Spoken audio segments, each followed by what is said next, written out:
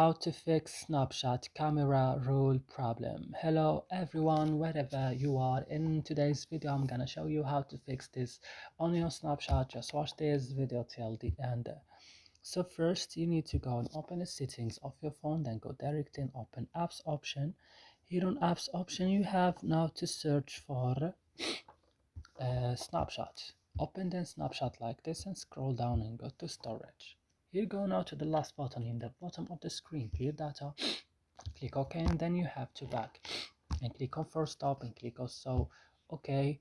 And what you should do then, you have to go to permissions option, go to camera, allow only while using the app, and after this go and restart your phone, and after this you will find that your problem has been solved. So I hope this video is helpful for you. Don't forget to like and subscribe in our channel. See you in another video.